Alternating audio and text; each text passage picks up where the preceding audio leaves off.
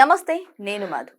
దివంగత శ్రీదేవి గారి ఆస్తి వివాదం విషయమై ఆమె భర్త బోనీ కపూర్, ఇంకా ఇద్దరు కుమార్తెలు జాన్వీ కపూర్, ఖుషీ కపూర్.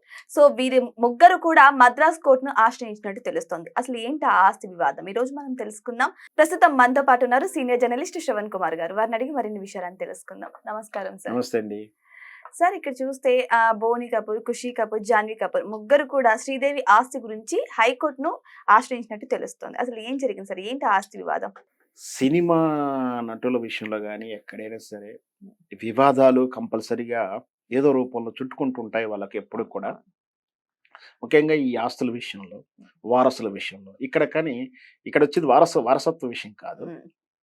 శ్రీదేవి తాను ఒక వెలుగుతున్న తరుణంలో హీరోయిన్‌గా నంబర్ 1 స్థానంలో ఇటు తెలుగు అండ్ హిందీ భాషలో ఉన్న తరుణంలో మద్రాస్ పట్టణం దగ్గర చెంగల్పట్టు అనే నగరం ఉంటుంది. దాని దగ్గర ఒక 4 ఎకరాలకు ఎక్కువ, అంటే 4-5 ఎకరాల మధ్యలో ఒక ల్యాండ్ ఏదో పర్చేజ్ చేసింది. లీగలైజ్‌గానే పర్చేజ్ చేసింది. కబ్జాలో కూడా ఉంది. అయినప్పటికీ ఆమె మరణించిన తర్వాత దాన్ని వారసులమంటూ ఎవరో ముందుకు, అంటే ఆ ల్యాండ్ ఓనర్లు, ఆ దాయాదులు వాళ్ళెవరో కేసేశారు. ముఖ్యంగా ఈ భూ విషయంలో ఏం జరుగుతుంది అంటే, ధరలు బాగా పెరిగినప్పుడు కావాలని వాళ్ళకి రైట్స్ ఉండదని తెలుసు. అయినా కూడా ఓనర్లు ఇక్కడ లేనప్పుడు గానీ, ఓనర్లు అమెరికాలో ఉన్నప్పుడు గానీ, ఓనర్లు పట్టించుకోవాలన్న సందర్భంలో గానీ, ఇట్లాంటి వాళ్ళు ఈజీగా వచ్చేస్తారు. వచ్చేసి ఖాళీ ఏముంది, కోర్టు ఫీజు ఏదో కట్టేసేసి ఇది మాదే అండి, మా వారసత్వం వీళ్ళెవరో కబ్జాలు ఉన్నారు, లేకపోతే మేమే కబ్జాలకు వెళ్ళిపోతాము, పర్మిషన్ ఇవ్వండి అంటే కూడా లిటిగేషన్ చేస్తారు. ఇక లిటిగేషన్ తెగేంత వరకు మనం తిరుగుతూ ఉండాలి కోర్టులో చుట్టూ. అట్లాగే సేమ్ ఇక్కడ చెంగలపట్టులో ఉన్న ల్యాండ్ విషయంలో కూడా లీగాలిటీ చూసుకొని తీసుకున్నప్పటికి కూడా మళ్ళీ వాళ్ళ వారసుల తరపున జనరల్గా ఏం జరుగుతుందంటే, కో బ్రదర్స్ వాళ్ళు కానీ, ఫోర్ ఫాదర్స్ వాళ్ళు కానీ, అంటే ఇక్కడ ఒక ఆస్తి కొన్నప్పుడు ఏంటంటే ఇప్పుడు జరుగుతున్న ప్రకారం ఆ తండ్రి ఎవరి పేరు మీద ఉందో ఆ పేరు దాఖలు ఆస్తి హక్కుదారుడు, అతని కుటుంబ సభ్యులు, వాళ్ళ ఆడపిల్లలు, సిస్టర్స్ ఏదైనా ఉంటే, అప్పుడు ఆ హక్కు ఉన్నటువంటి అతని సిస్టర్స్ను, ఆ హక్కుదారుడి యొక్క పిల్లల యొక్క సిస్టర్స్లు, వీళ్ళన్నీ కూడా సంతకాలు చేయించుకొని తీసుకుంటున్నారు. తీసుకున్నప్పుడు కూడా కొన్ని సందర్భాలు వస్తూనే ఉంటాయి. నేను చాలా సార్లు చూశాను, చాలా ల్యాండ్స్ విషయంలో చూశాను.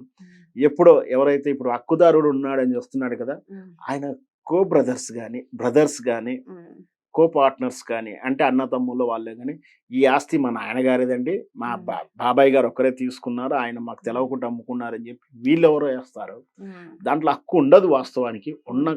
కావాలని కేసులు వేసేసి, లిటిగేషన్ వేసి, అవన్నీ మాకు తెగలేదండి, మా తాతగారి నుంచి మా దగ్గరికి రాలేదండి అంటే ఏదో కావాలని చేసి ఇదంతా ఆర్గ్యుమెంట్ జరగడానికి డిలే ప్రాసెస్ జరుగుతూ ఉంటుంది.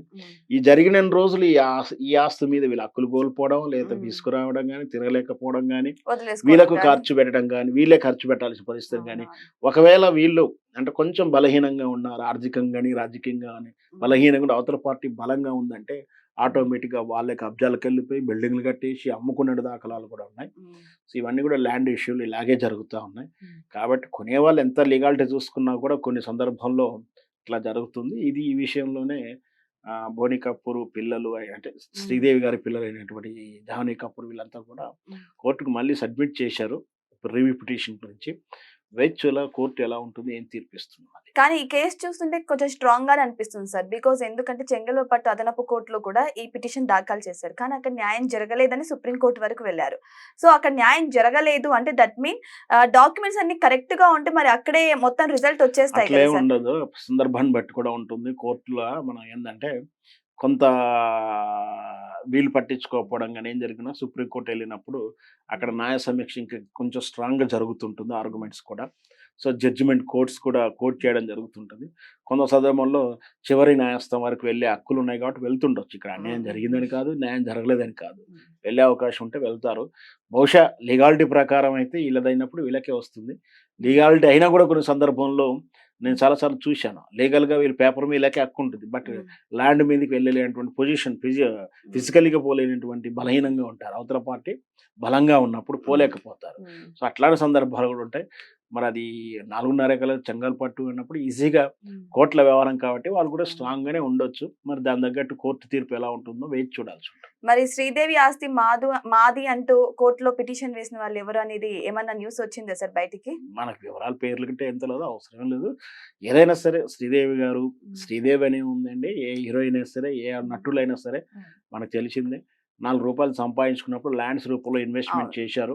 గతంలోనే అంటే శ్రీదేవి గారంటే 80, 90s కాంచి ఉన్నారు కాబట్టి, ఆ రోజుల్లో ఉన్న నటులు చాలా తక్కువ మంది అట్లా ఇన్వెస్ట్ చేసిన దాంట్లో. ఇప్పటి 2000 తర్వాత చూస్తే మనం చూస్తూనే ఉన్నాం కదా! అందరు హీరోలు, డైరెక్టర్లు, క్యారెక్టర్ ఆర్టిస్టులతో సహా ల్యాండ్ ఇన్వెస్ట్‌మెంట్ చేసుకొని సేఫ్‌గా ఉన్నవాళ్ళు చాలా మందున్నారు. సరే దాంట్లో కూడా మోసాలున్నాయి, మంచి ఉంది, నష్టపోయిన వాళ్ళున్నారు, లాభాలు పొందిన వాళ్ళు అధికంగా ఉన్నారు. సో, అది ఆర్టిస్ట్‌కి కలిసొచ్చిన అంశంగా చెప్పొచ్చు. సో ఏదేమైనా సరే ఇప్పుడు శ్రీదేవి గారి ఒక ల్యాండ్ ఇష్యూ విషయమై మద్రాస్ కోర్టును ఆశ్రయించడం జరిగింది వారి ఫ్యామిలీ. మరి ఈ కోర్టులో వారికి న్యాయం జరుగుతుందా లేదా, మరి ఆ స్థలం ఎవరిది ఏంటి అనేది మరి త్వరలోనే తేలనుంది. మరి వెయిట్ చేసి చూద్దాం ఏం జరగబోతుందో.